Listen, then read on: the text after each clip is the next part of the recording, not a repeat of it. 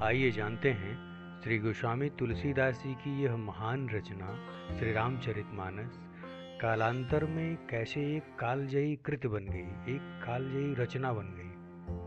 श्री रामचरितमानस का मंगलाचरण केवल एक स्तुति ही नहीं बल्कि एक दर्शन है।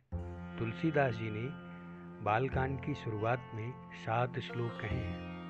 पहले 6 श्लोकों में तुलसी जी ने सरस्वती जी की और गणेश जी की यानी वाणी और विनायक से लेकर शिव पार्वती, वाल्मीकि, हनुमान जी और स्वयं श्री राम तक सभी शक्तियों का आह्वान किया है। परंतु इस विराट रचना का मूल कारण क्या था? इतनी बड़ी कथा लिखने का उनका परम उद्देश्य क्या था? ठीक मंगलाचरण की समाप्ति पर 7वें श्लोक में तुलसीदास जी ने अपनी कलम के चलने का सबसे बड़ा रहस्य उद्घाटित किया है और यह रहस्य भी बताया है कि क्यों यह ग्रंथ युगों युगों तक मानव हृदय को शांत करता रहेगा। तो आइए उस महान उद्देश्य को समझते हैं जिसके लिए उन्होंने 4 वेद, 18 पुराणों और समस्त शास्त्रों के ज्ञान को एक सूत्र में पिरो दिया। 7वां श्लोक इस प्रकार है। नाना पुराण निगमागम सम्मतम यद रामायणे निगदितं क्वचिदन्यतोऽपि स्वान्तः सुखाय तुलसी रघुनाथ गाथा भाषा निबंधमति मंजुलमातनोत। अर्थात नाना पुराण, नाना अनेक प्रकार के पुराण, 18 पुराण, निगम यानी 4 वेद, ऋग्वेद, यजुर्वेद, सामवेद, अथर्ववेद, आगम, तंत्र और शास्त्र, सम्मतम यद जिससे सभी सम्मत हैं, जो सर्वमान्य है। नाना पुराण निगमागम सम्मतम यद रामायणे, रामायण में वाल्मीकि,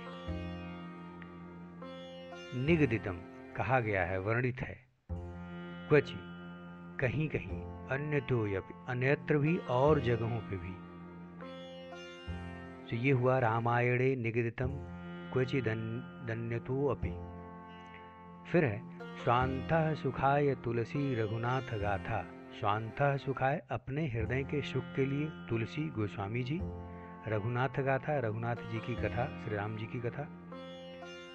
भाषा निबंध मति मंजुल मातनोत। भाषा निबंधम भाषा में रचना, सबसे सरल भाषा अवधी भाषा में रचना, अति मंजुलम बहुत सुंदर,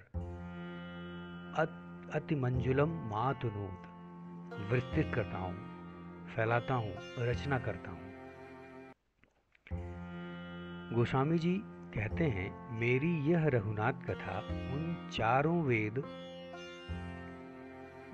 वेदों का सार है जो ज्ञान के आदि स्रोत हैं। यह 18 महापुराणों की पवित्र वाणी से अनुमोदित है, सर्वमान्य है और यह असंख्य शास्त्रों के गूढ़ ज्ञान पर खरी उतरती है। यह केवल मेरी कल्पना नहीं, उन्होंने कहा यह केवल मेरी कल्पना नहीं, यह स्वयं आदि कवि वाल्मीकि जी की रामायण की दिव्य धारा को स्पर्श करती है।